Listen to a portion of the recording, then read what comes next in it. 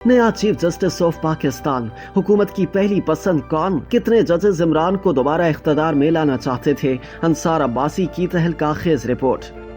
वज़ीर आज़म शहबाज शरीफ ने कहा है कि वो सदर आसिफ अली जरदारी और army chief general Asim Munir मुल्क के सियासी और माशी इस्तेहकाम के मामलात पर एक पेज पर हैं। वज़ीर आज़म ने कहा कि आइन में की गई ताज़ा तरीन तरामीम सियासी इस्तेहकाम को यकीनी बनाएंगी और ये मुल्क के माशी इस्तेहकाम के लिए जरूरी है। अंसार अब्बासी की खुसूसी रिपोर्ट के मुताबिक पीर को दी न्यूज से बातचीत करते हुए वज़ीर आज़म आइन में 26वीं तरमीम की मंजूरी पर पुरजोश नजर आए। जब उनसे सवाल किया गया कि पाकिस्तान का आइंदा चीफ जस्टिस कौन होगा, तो इस पर वज़ीर आज़म का कहना था कि इस बात का फैसला खुसूसी पार्लिमानी कमेटी करेगी। ताहम एक बाखबर जराए ने दी न्यूज को बताया कि justice Yahya Afridi chief justice के ओहदे के लिए हुकूमत की पहली पसंद होंगे और अगर उन्होंने माजरत की तो जस्टिस अमीनुद्दीन खान ऑप्शन होंगे। 26वीं आईनी तरमीम के मुताबिक 12 रुकनी कमेटी चीफ जस्टिस पाकिस्तान के तकर्रुर के लिए सुप्रीम कोर्ट के 3 सीनियर तरीन जजेस में से एक नाम वज़ीर आज़म को तजवीज करेगी और वज़ीर आज़म ये नाम मंजूरी के लिए सदर मुमलिकत को अरसाल करेंगे। अगरचे शहबाज शरीफ को दीगर इदारों से मुतालिक तनाज़ात पर तबसरे के मामले में मोहतात शख्स के तौर पर जाना जाता है, लेकिन उनकी काबीना के रुकन और वज़ीर दिफा ख्वाजा आसिफ ने खुसूसी नशिस्तों के मामले में 12 जुलाई का फैसला सुनाने वाले सुप्रीम कोर्ट के 8 जजेस पर शदीद तनकीद की और इल्जाम आयद किया कि वो पार्लियामेंट के खिलाफ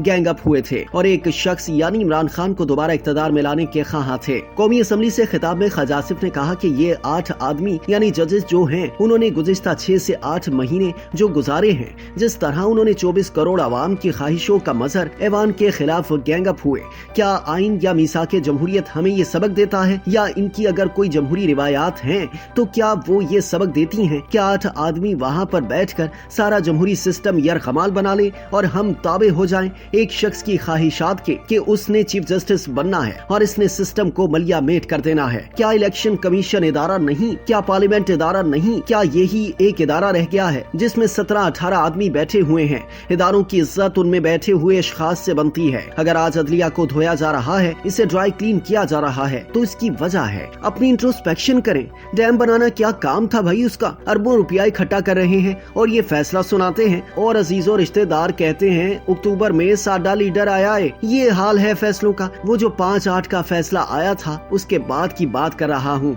कि फैसला हमने दे दिया है और अक्टूबर में ये आ रहे हैं। इसलिए मैंने कहा था कि ये मुल्क में खुदा न खास्ता कॉन्स्टिट्यूशनल मेल्टडाउन न हो जाए। मैं कोई सुनी सुनाई बात नहीं कर रहा। उस फैसले के बाद बड़ा सीने पर हाथ मार के कहा था कि अक्टूबर में हम बंदे नू लेकर आ रहे ने, इंशाअल्लाह अक्टूबर में भी यही हुकूमत होगी।